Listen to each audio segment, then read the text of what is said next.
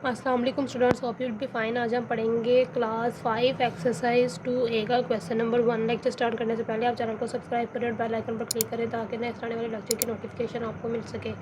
आज हम पढ़ेंगे question number 1, find out HCF of the following numbers by prime factorisation method and by division method. ठीक है, आपने डिवीजन मेथड से और प्राइम फैक्टराइजेशन मेथड के साथ आपने इसका highest common factor means HCF find करना है। फर्स्ट पार्ट आपको ये गिवन है 30 एंड 40। पहले हम करेंगे बाय प्राइम फैक्टराइजेशन मेथड।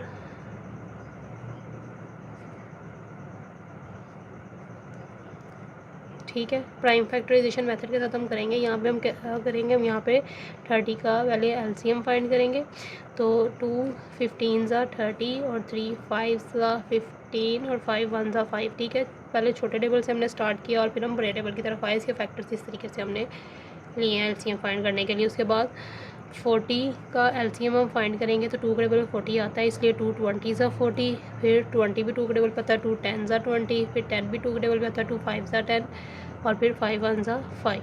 ठीक है, तो ये इसके प्राइम फैक्टर्स आ गए। तो यहाँ पे प्राइम फैक्टर ऑफ 30 जो है वो है 2 3 और 5। ठीक है, उसके बाद प्राइम फैक्टर ऑफ 40 ये है 2 2 2 और 5। अब इसमें से हमने कॉमन फैक्टर फाइंड करना है। कॉमन फैक्टर क्या आ रहा है, ये 2 कॉमन हो रहा है, दैन ये 5 कॉमन हो रहा है। तो यहाँ पे हम लिखेंगे कॉमन फैक्टर 2 मल्टीप्लाई बाय 5 और यहाँ पे हाईएस्ट कॉमन फैक्टर क्या आ रहा है 2 5 ज़ा 10। तो ये इसका हाईएस्ट कॉमन फैक्टर आ गया बाय प्राइम फैक्टराइजेशन मेथड। अब हमने इसका बाय डिवीजन मेथड सॉल्व करना है। डिवीजन मेथड, तो यहाँ पे हम इसको डिवीजन मेथड से लेंगे। 40 बड़ा है उसको अंदर और 30 छोटा है इसको बाहर लिखेंगे। 30 का टेबल पढ़ेंगे, 30 1 ज़ा 30 माइनस करेंगे तो यहाँ पे हमारे पास 10 आ गया।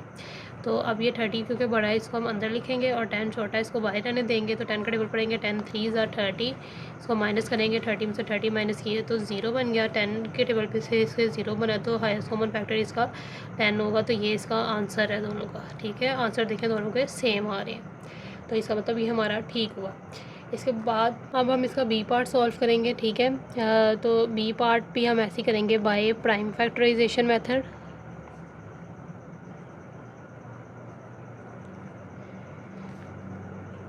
ठीक है, पहले बाय प्राइम फैक्टराइजेशन मेथड करेंगे। तो यहाँ पे 10 का LCM और 63 का LCM हम फाइंड करेंगे। 2 5 ज़ा 10 और 5 1 ज़ा 5।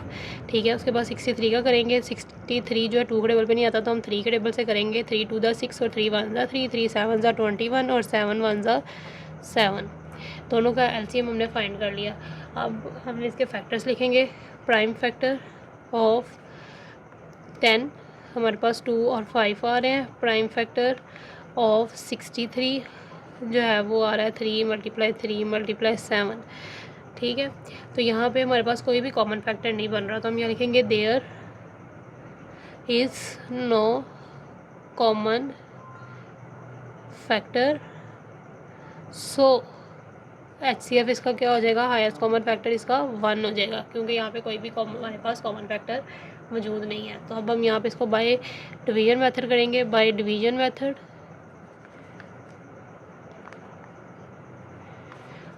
तो बड़ी वैल्यू को अंदर लिखेंगे। बड़ी वैल्यू है 63 और 10 जो है वो छोटा है वो बाहर, उसको बाहर लिख लेंगे। ठीक है, तो अब इसका टेबल पढ़ेंगे 10 का। 10 6 था 60 माइनस करेंगे तो यहाँ पे हमारे पास 3 बच जाएगा। ठीक है, तो अब ये 10 बड़ा है, 10 अंदर ले जाएंगे।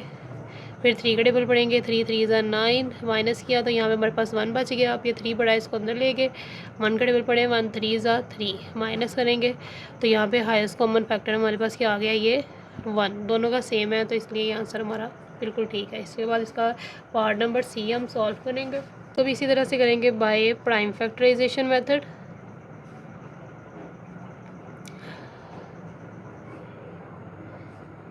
ठीक है, LCM ले लेंगे 40 का और 48 का, दोनों का हम यहाँ पे LCM फाइंड कर लेंगे। पहले 40 का करते हैं। 2 20 ज़ा 40, 2 10 ज़ा 20, 2 5 ज़ा 10 और 5 1 ज़ा 5। इस तरह 48 का LCM फाइंड करेंगे। 2 2 ज़ा 4, 2 4 ज़ा 8, 2 1 ज़ा 2, 2 2 ज़ा 4 और 2 6 ज़ा 12, 2 3 ज़ा 6 और 3 1 ज़ा 3। ठीक है, दोनों के एलसीएम फाइंड कर लिया। प्राइम फैक्टर्स लिखेंगे, प्राइम फैक्टर ऑफ 40, 2, 2, 2 और 5, ऐसे ही प्राइम फैक्टर ऑफ 48, 2, 2, 2, 2 और 3, ठीक है। तो उसके बाद इसका कॉमन फैक्टर क्या आ रहा है, यहाँ से 2 कॉमन हो रहा है, ये 2 कॉमन हो रहा है, देन ये 2 कॉमन हो रहा है, ये 3 2 कॉमन हो रहे हैं, तो हम यहाँ पे 3 2 लिखेंगे। और हाईएस्ट कॉमन फैक्टर क्या है, 2 2 ज़ा 4, 4 2 ज़ा 8, ठीक है, ये इसका हाईएस्ट कॉमन फैक्टर है। उसके बाद हम इसको बाय डिवीजन मेथड करेंगे, सॉल्व बाय डिवीजन मेथड, ठीक है। डिवीजन मेथड के साथ करेंगे तो बड़ा नंबर अंदर, 48 बड़ा है वो अंदर और 40 छोटा है, इसको बाहर लिख देंगे, ठीक है।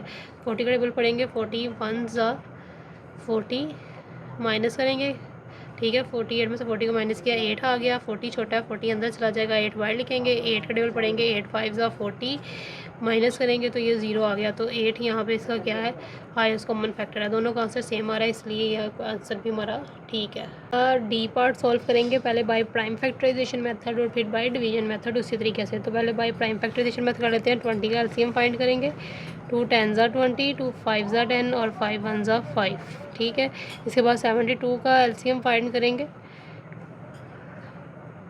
2 3 ज़ा 6, 1 बचेगा, 1 2 12, 2 6 ज़ा 12, ठीक है। फिर 2 1 ज़ा 2, यहाँ से 1 बचेगा, 1 6 16, 2 8 ज़ा 16, 2 9 ज़ा 18 और 3 3 ज़ा 9 और 3 1 ज़ा 3, ठीक है। अब ये इसके प्राइम फैक्टर्स आ गए, यहाँ लिखेंगे प्राइम फैक्टर ऑफ 20, 2 2 और 5, फिर प्राइम फैक्टर ऑफ 72, 2 2 2 3 और 3, ठीक है। इसको कॉमन फैक्टर फाइंड करेंगे यहाँ से, तो 2 और 2 इसका कॉमन फैक्टर है और हाईएस्ट कॉमन फैक्टर क्या आएगा, 2 2 ज़ा 4। इसी तरह डिवीजन मेथड से इसको सॉल्व करेंगे, 72 भरा है वो अंदर, 20 छोटा है, इसको बाहर लिखेंगे। 20 का टेबल पढ़ेंगे, 20 3 ज़ा 60,